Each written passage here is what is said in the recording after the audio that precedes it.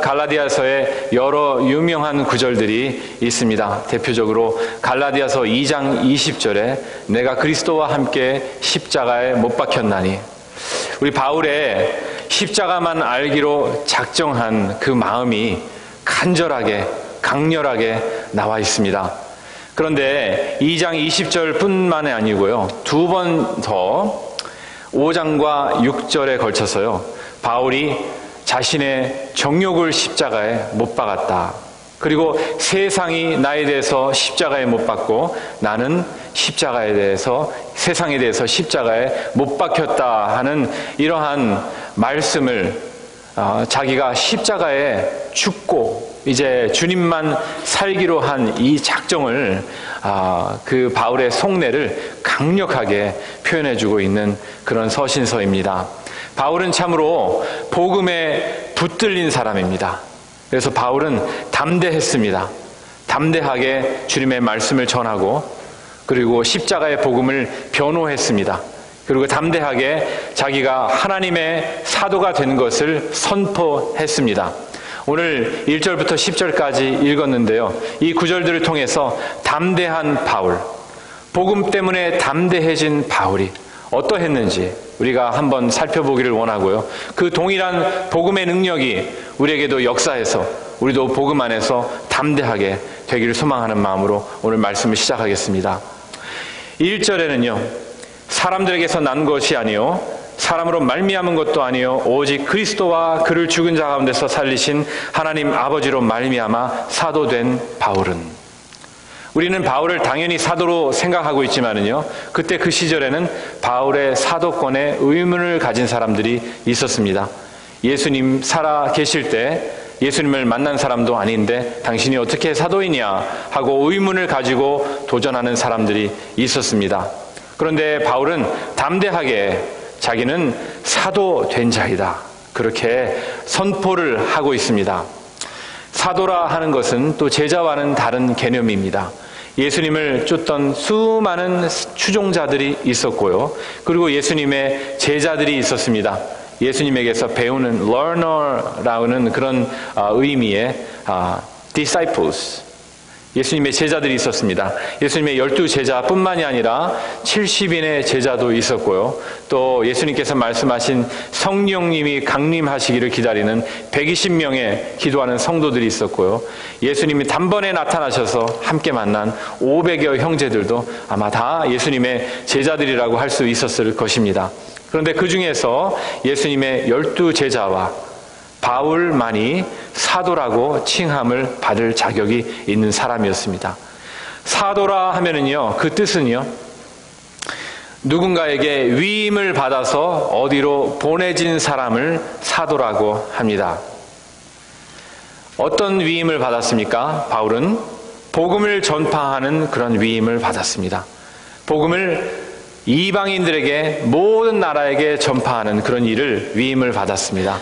그 위임을 하신 분은 바로 바울이 자신 있게 얘기하는 하늘의 하나님 아버지요 부활하신 예수 그리스도시라고, 그렇게 바울은 얘기를 하고 있어요. 자기를 보낸 자에 대한 확신이 있으면은 그 사람은 하는 일에 확신이 있습니다. 바울의 힘과 능력, 그 복음의 능력은 여기서 나타납니다. 자기가 사람에게 위임을 받은 것이 아니라 하늘의 하나님에게부터 위임을 받았다 하는 것이죠. 우리 모두는요, 직분이 있든지 직분이 없든지 우리 믿는 자들은 다 하나님께로부터 보냄을 받은 자입니다. 하나님의 ambassadors. 우리는 하나님께서 우리의 각자 처한 곳에 하나님께서 위임하시고 복음을 전하라고 보냄을 받은 자입니다. 사람이 우리를 택하고 우리에게 직분을 준 것 같아도, 교회를 통해서 사람이 우리에게 임명을 한 것 같아도요, 사실은 그것은 하나님께서 우리에게 임명하신 것입니다. 여러분들 교회에서 이렇게 일을 시켜 먹으려고 하는 그런 말이 아닙니다. 절대로 아닙니다. 교회를 통해서 하나님께서 여러분을 위임하시고 또 여러 각자의 직분을 여러분에게 맡겨주셨지만 그 일을 하는 것은 하나님의 주신 권세와 하나님의 위임하신 그런 뜻으로 우리가 하는 것입니다. 여기에서 우리의 힘이 나오게 되어 있습니다. 우리는 거기에 복음의 능력이 있기 때문에 우리가 하는 일이 반드시 분명히 하나님께서 우리에게 맡기셨다는 사실을 우리가 알게 되면은 어떠한 실망도 있을 수가 없습니다. 세상에 어떠한 절망이 우리에게 닥쳐오더라도 우리는 하나님께서 우리를 보내셨기 때문에, 우리 부활하신 예수님께서 우리에게 이 일을 맡겨주셨기 때문에 우리는 담대할 수가 있습니다. 특별히 복음을 전하는 그런 일에 있어서는 말입니다. 우리는 교회의 일꾼이 되기 전에 하나님 나라의 일꾼입니다. 교회의 직분을 받기 전에 하나님의 종이 되었습니다. 우리는 교회의 일을 하기 전에 하나님의 일을 하는 사람들입니다.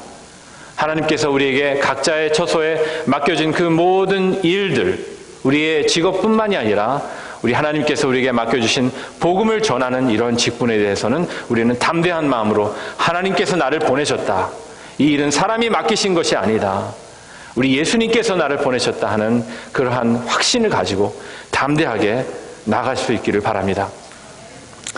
바울은요, 이 간단한 자기소개와 함께 3절부터 4절, 5절에 복음을 강력하게 선포를 하고 있습니다. 담대하게 복음을 선포합니다.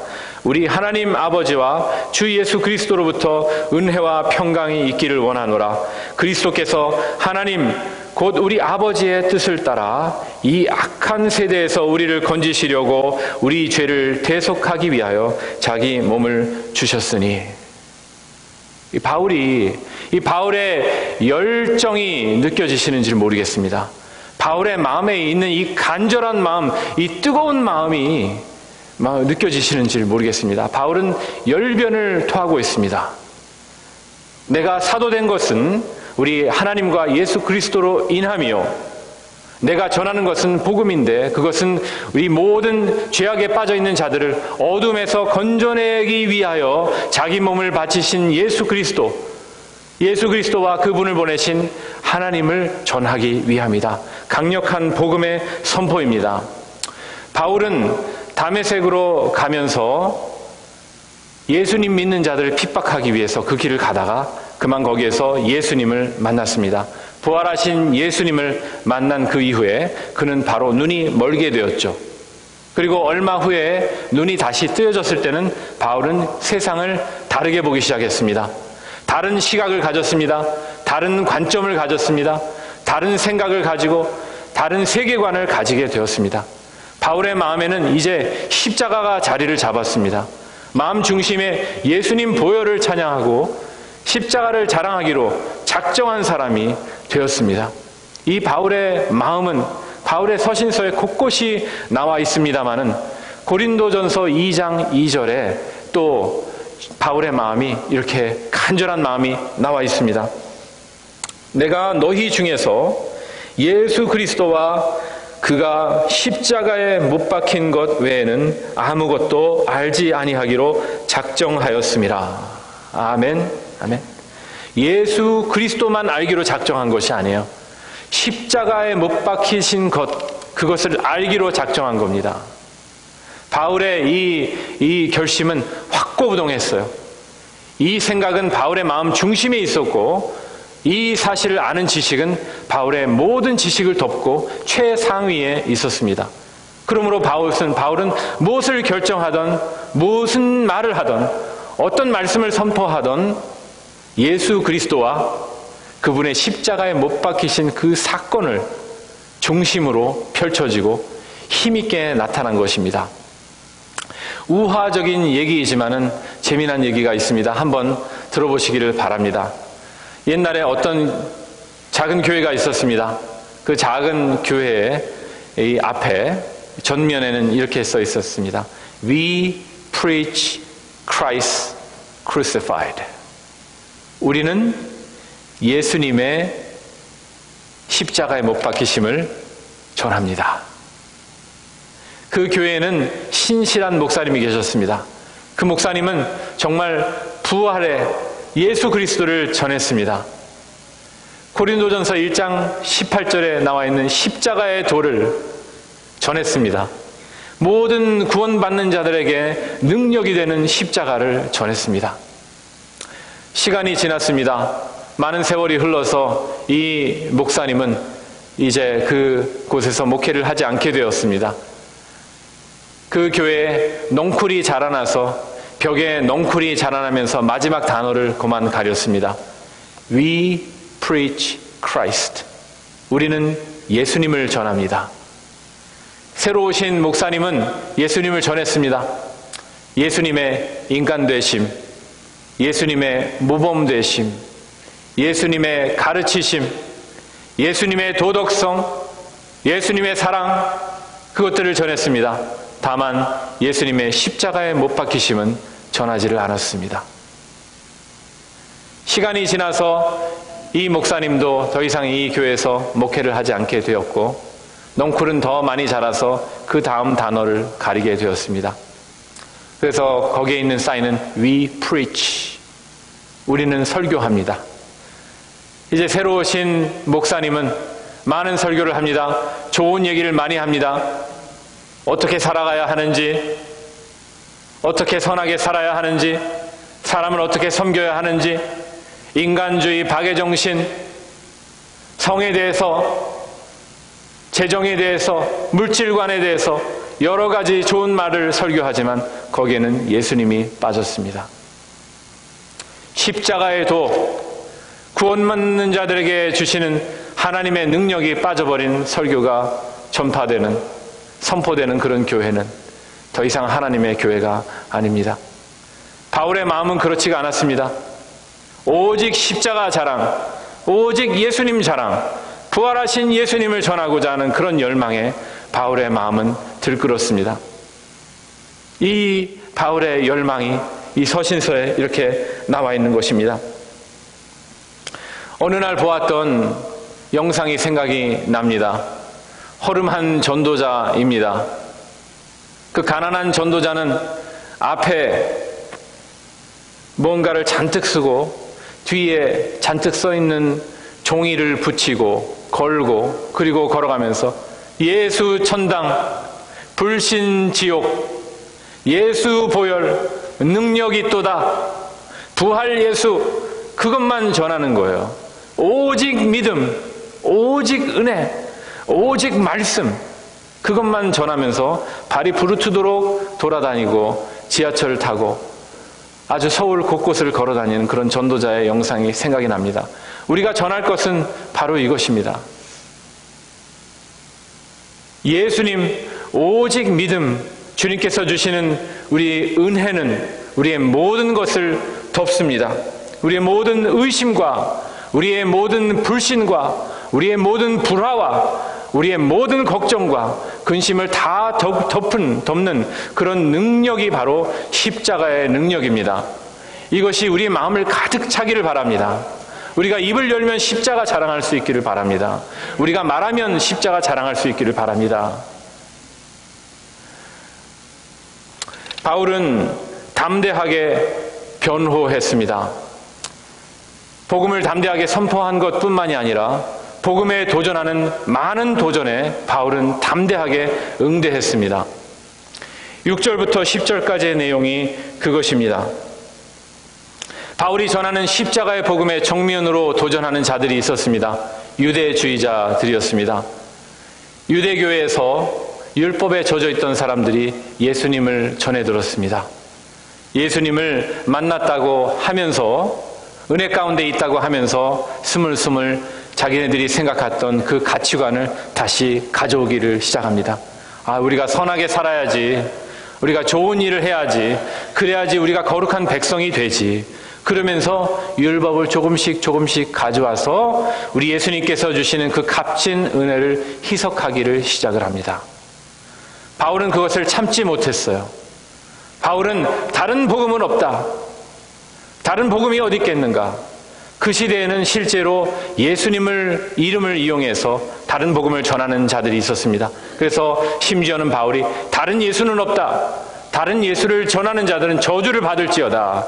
그렇게 바울은 강력하게 예수님의 십자가의 복음을 변호를 했습니다. 그런데 놀랍게도 이 율법주의자들, 이 유대주의자들의 주장이 지금도 교회에 스물스물 들어오고 우리 교회를 욕하고 비난하고 그렇습니다. 많은 사람들이 이렇게 얘기합니다. 당신들 거룩한 삶만 얘기하고 믿음만 얘기하는데 당신들의 선한 행실은 어디에 갔는가? 그러면서 선한 행실에 초점을 맞춰 갑니다. 그런데 거기에 함정이 있습니다. 그 사람들의 마음 가운데 오직 십자가, 오직 예수 보혈이 그 가운데 있는가 말입니다. 그것이 없고 선한 행실, 남을 배려하는 삶이 성도들의 거룩한 삶을 대치하는 그런 단어로 점점 변해가고 있다는 말입니다. 복음이 점점 힘이 없어지고 선한 행실이 성도들이 먼저 해야 할 일이라고 말하는 그러한 이단적인 가르침이 우리에게 있다면 우리는 단호하게 대처해야 합니다. 그것이 그분들에게 어떻게 들릴지라도, 그분들의 마음을 기쁘게 하지 않는다 할지라도 우리는 얘기해야 합니다. 오직 예수, 오직 십자가, 예수 보혈만이 살 길입니다. 우리는 그것을 믿어야 합니다. 형제여, 나의 행실이 부족해서 저 때문에 상처받으셨습니까? 죄송합니다. 그러나 제가 믿는 것은 오직 예수님입니다. 저의 행실은 부족하지만 저의 믿음은 값진 믿음이요, 예수님께서 주신 은혜는 값진 은혜입니다. 다시 한번 복음에 목숨을 거시고 복음의 소망을 거시기를 바랍니다. 교회를 포기하지 마시고 다시 주님 앞에 나오시기를 바랍니다. 이렇게 우리가 선포할 수가 있어야 됩니다. 얼마 전에요, 어떤 신실한 분과 얘기를 나누게 되었어요. 그분은 어떤 기독교 분파에 속한 분이었는데요. 그분이 이렇게 얘기를 합니다. 우리는 참 열려 있습니다. 우리의 모임은 열려 있어요. 누구라도 올 수 있고요. 우리는 어떠한 얘기도 함께 나눕니다. 우리는 we are pretty much open to everyone, to every notion. 그러면서 그분은 이렇게 얘기합니다. 우리는 여러 가지 얘기를 합니다. 하나님께서 지혜를 주시면 우리는 삶에 대해서, 나라에 대해서, 정치에 대해서도 얘기합니다. 우리는 건강에 대해서도 얘기합니다. 지혜를 주면 누구나 우리는 얘기합니다. 그 가르침이 예수 그리스도에게서 오면은 좋지만 그렇지 않아도 우리는 괜찮습니다. 하면서 그런 얘기를 하는 거예요. 제가 깜짝 놀랐지만 제가 변론하고 변호하지를 못했습니다. 시간이 없어서. 그리고 또 한 가지, 다음번에 얘기하려고. 처음부터 마음이 다치게 하기 싫어서. 그런데 제가 아마 그분을 다시 만나서 이런 얘기를 나눌 수 있을지 없을지 모르겠습니다. 참 후회가 되는 부분입니다. 우리는 정확하게 우리 예수님의 복음을 변호할 수 있어야 합니다. 담대하게 우리는 예수님의 편을 들어야 됩니다. 우리는 하나님께서 이 땅에 심으신 자이고 우리가 속한 곳에 보내심을 받은 자들입니다. 우리는 담대한 주님의 사도요. 그러면 우리는 담대하게 복음을 전파해야 하고 담대하게 복음을 변호해야 합니다. 그것이 사람들의 마음을 기쁘게 하지 못한다 할지라도요. 15세기에 살았던 경건하신 분 토마스 아 캠피스라는 분이 이렇게 얘기를 했습니다. 세상을 사랑하면 세상이 무너질 때 함께 무너진다. 그분을 사랑하면 세상 모든 친구가 떠나더라도 그분은 끝까지 신실함을 지킬 것이다. 우리 마음에는 오직 예수님만 있습니다. 우리의 부족함과 우리의 무지함과 우리의 미진함까지도 모두 다 덮을 수 있는 것이 바로 우리 예수님의 보혈의 은혜입니다. 나는 부족하지만 예수님은 온전하시고 나의 믿음은 연약하지만 우리를 붙드시는 십자가의 능력은 강합니다. 우리는 주님만 붙드시고 올 한 해를 승리하시며 주님께서 나를 이 땅에 내 삶 가운데 내 가족의 내 교회에 보내셨다는 것을 확실히 알고 담대하게 선포하고 담대하게 복음을 얘기하고 입만 열면 예수님 얘기하고 부활하신 예수님, 십자가에 달리신 예수님, 부활 승천하시고 다시 오시는 예수님에 대해서 우리는 얘기하고 그것에 반대되는 어떠한 말도 우리는 부끄러움 없이 우리는 담대하게 반박하고 논하고 우리는 설득할 수 있는 그런 우리들이 되기를 바랍니다. 아멘. 올 한 해 복음 안에서 굳게 서시고 말씀으로 승리하시는 여러분들이 되기를 간절히 바라겠습니다. 아멘.